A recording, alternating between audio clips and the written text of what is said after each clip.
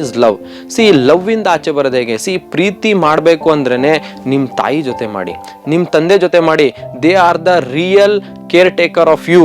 ಅವರು ನಿಜವಾದಂತಹ ಪ್ರೀತಿ ಮಾಡಲಿಕ್ಕೆ ಅರ್ಹತೆ ಇರೋರು ನಿಮಗೆ ಯಾರಾದ್ರೂ ಇದ್ರೆ ಅದು ನಿಮ್ಮ ತಂದೆ ತಾಯಿಗಳು. ಏನಕ್ಕೆ? ನೀವು ಕಷ್ಟದಲ್ಲಿದ್ದಾಗ ನಿಮಗೆ ಫಸ್ಟ್ ಬರೋಂಥದ್ದು ನಿಮ್ಮ ತಂದೆ ತಾಯಿ. ಬೇರೆ ಯಾರೋ ನಿನ್ನೆ ಒಂದು ವಾರ ಹಿಂದೆ ಸಿಕ್ಕಿರೋಂಥದ್ದು ಇನ್ಸ್ಟಾಗ್ರಾಮ್ ಫ್ರೆಂಡ್ ಬರಲ್ಲ, ಅಥವಾ ಒಂದು ತಿಂಗಳ ಹಿಂದೆ ಸಿಕ್ಕಿರೋಂಥದ್ದು ಫೇಸ್ಬುಕ್ ಫ್ರೆಂಡ್ ನಿಮಗೆ ಬಂದು ಲವ್ ಅಂತ ಏನು ಹೇಳ್ತಾನೆ, ನಿನ್ಗೋಸ್ಕರ ನಾನು ಸತ್ತೋಗ್ತೀನಿ ನೀನು ಸಿಕ್ಕಿಲ್ಲ ಅಂದರೆ ಅಂತ ಏನು ಡೈಲಾಗ್ಸ್ ಹೊಡಿತಾರೆ. ಇವ್ರು ಯಾವುದೇ ಕಾರಣಕ್ಕೂ ನಿಮ್ಮ ಲೈಫಲ್ಲಿ ಬರಲ್ಲ. ನೀವು ಕಷ್ಟದಲ್ಲಿದ್ದಾಗ ನಿಮ್ಮ ಜೊತೆಯಲ್ಲಿ ಬರೋಂಥದ್ದು ನಿಮ್ಮ ಪೇರೆಂಟ್ಸ್ ಮಾತ್ರ. ಏನಕ್ಕೆ ಇದು ಹೇಳ್ತಿದ್ದೀನಿ? ಸಿ ನೀವು ಬೀಯಿಂಗ್ ಅ ಸ್ಟೂಡೆಂಟ್, ಒಂದು ವಿದ್ಯಾರ್ಥಿಯಾಗಿ ನೀವು ಏನಾದರೂ ತಪ್ಪು ಮಾಡಿದ್ರು, ಸ್ಕೂಲಲ್ಲಿ ಎಷ್ಟೇ ಬೈಸ್ಕೊಂಡ್ರು ನೀವು, ನಿಮ್ಮ ಪೇರೆಂಟ್ಸ್ ನಿಮ್ಮ ಪರ ಬಿಟ್ಕೊಡಲ್ಲ. ಆ್ಯಂಡ್ ಈವನ್ ನೀವು ದೊಡ್ಡವರಾದ್ಮೇಲೆ ಏನಾದರೂ ಒಂದು ಕಳ್ತನ ಮಾಡಿ ಸಿಗಾಕೊಂಡ್ರಿ ಅಂತ ಅನ್ಕೊಳ್ಳಿ, ಎಲ್ಲಾದ್ರೂ ನೋಡಿ ಆ mother won't leave her child or that boy or that girl. ಆ ತಾಯಿ ತನ್ನ ಮಗು ಎಷ್ಟೇ ತಪ್ಪು ಮಾಡಿದ್ರು ಬಿಟ್ಕೊಡಲ್ಲ. ಶಿಕ್ಷೆ ಏನಿದ್ರು ನನ್ ಕೊಡಿ, ನನ್ನ ಮಗುನ್ ಬಿಟ್ಬಿಡಿ, ಪಾಪ ಅವ್ನು ಗೊತ್ತಿಲ್ಲ ಅಂತಾನೆ ಹೇಳ್ತಾರೆ ಹೊರತು ನನ್ನ ಮಗ ಈ ತರ ಮಾಡ್ಬಿಟ್ನಾ, ಓಕೆ ಹೋಗಿ ಸಾಯಿಸ್ಬಿಡಿ, ಗಲ್ ಶಿಕ್ಷೆ ಕೊಡಿ ಅಂತ ಯಾವುದೇ ತಾಯಿ ಇನ್ನೂವರೆಗೂ ಹೇಳಿಲ್ಲ. ಹಾಗಿದ್ರೆ ನಿಜವಾದಂತಹ ಪ್ರೀತಿ ಮಾಡಲಿಕ್ಕೆ ಅರ್ಹತೆ ಇರುವಂಥದ್ದು ಫಸ್ಟ್ ಯಾರಂದ್ರೆ ನಿಮ್ಮ ತಂದೆ, ನಿಮ್ಮ ತಾಯಿ. ನಿಮ್ಗೋಸ್ಕರ ಅವರು ಇಷ್ಟು ವರ್ಷ ಕಷ್ಟಪಟ್ಟು ಈ ಮಟ್ಟಕ್ಕೆ ನಿಮ್ಗೆ ತಂದಿದ್ದಾರೆ.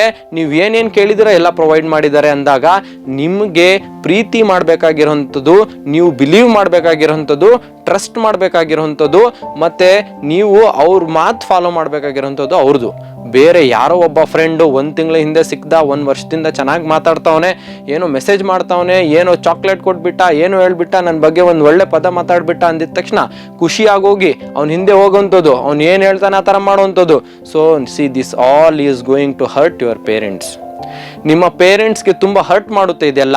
ಏನಕ್ಕೆ ಅಂದರೆ ನಿಮ್ಮ ಪೇರೆಂಟ್ಸು ನಿಮಗೆ ಇಲ್ಲಿವರೆಗೂ ಕರ್ಕೊಬಂದಿರೋಂಥದ್ದು ಏನು ದ ಏಜ್ ಆಫ್ 13 to 14 ಇದೆಯಲ್ಲ, this is the age of temporary feelings. ಈ 14th to 22, the age gap between 14 years to 22, ಈ age gap you meet the lot of temporary people's.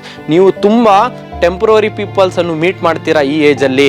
ಏನಕ್ಕೆ ಅಂದರೆ ಈ ಏಜಲ್ಲಿ ಎಲ್ಲ ನೀವು ಕಲಿಬೇಕಾಗಿರೋಂಥದ್ದು ಲೆಸನ್ಸ್ಗಳು, ಪಾಠಗಳು. ಅದು ಪುಸ್ತಕದ ಮಾತ್ರ ಅಲ್ಲ, ಈವನ್ ಫ್ರಮ್ ದ ಲೈಫ್. ನಿಮಗೆ ಲೈಫು ಕೂಡ ತುಂಬ ಪಾಠ ಕಳಿಸುತ್ತೆ. ಅದು in the form of love ಆಗಿರಲಿ, ರಿಲೇಷನ್ಶಿಪ್ ಆಗಿರಲಿ, ನಿಮ್ಮ ಫ್ರೆಂಡ್ಸ್ ಆಗಿರಲಿ, ನಿಮ್ಮ ಫ್ಯಾಮಿಲೀಸ್ ಆಗಿರಲಿ. ಸೊ ಇದೆಲ್ಲ ನಿಜವಾದಂತಹ ಪಾಠ ಕಲಿಬೇಕಾಗಿರೋಂಥದ್ದು ಏಜೆ ಈ 14 to 22 years ಏನಿದೆ. ಅದಾದಮೇಲೆ ಆ್ಯಕ್ಚುಯಲ್ ಲೈಫ್ ಸ್ಟಾರ್ಟ್ ಆಗೋವಂಥದ್ದು. ನೀವು ಲೈಫ್ ಅಂದರೆ ಏನು ಅಂತ ಗೊತ್ತಾಗೋವಂಥದ್ದು, ನೀವು ಮೆಚ್ಯೂರ್ ಆಗ್ತೀರಾ.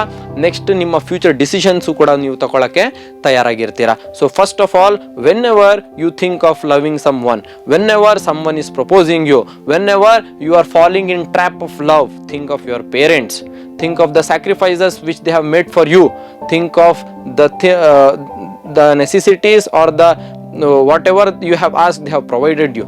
Think of those sacrifices. You have to think once before you are going to fall in love and going with someone out, going with some boy, going with some girl out without informing your parents. You are actually betraying your parents in the name of trust. ನಿಮಗೆ ತುಂಬ ನಿಮ್ಮ ಮೇಲೆ ಭರವಸೆ ಇಟ್ಕೊಂಡಿದ್ದಾರೆ. ಆ ಟ್ರಸ್ಟನ್ನು ಯಾವುದೇ ಕಾರಣಕ್ಕೂ ಕೂಡ ನೀವು ಏನು ಮಾಡಬಾರ್ದು, ಮುರಿಬಾರ್ದು, ಅಥವಾ you should not break your parents trust. ಅರ್ಥ ಆಗ್ತಿದೆಯಾ? ಸೊ ಬನ್ನಿ ನೋಡೋಣ. ಇದು ಲವ್ ಬ್ರೇಕಪ್ಪು ತುಂಬ ಕೇಳಿದ್ದೀನಿ, ಮತ್ತು ತುಂಬ ಮಕ್ಕಳು ಇದರಲ್ಲಿ ಡಿಸ್ಟ್ರಾಕ್ಟ್ ಆಗಿದ್ದಾರೆ.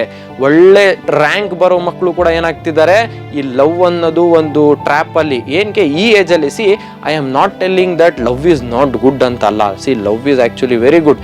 It will teach you how to lead your life. But ಆ ಲವ್ಗೆ ಒಂದು ಟೈಮ್ ಇದೆ, ಅದಕ್ಕೂ ಒಂದು ಪೀರಿಯಡ್ ಬರುತ್ತೆ. ಆ ಟೈಮಲ್ಲಿ ಅದನ್ನು ಮಾಡಿದ್ರೆ ಇಟ್ ಈಸ್ ನಿಜವಾಗ್ಲೂ it is beautiful and it is very much amazing. You just take an example of your mother, how much she loves you, how much your fathers love you. That is the most important thing which you need in your life.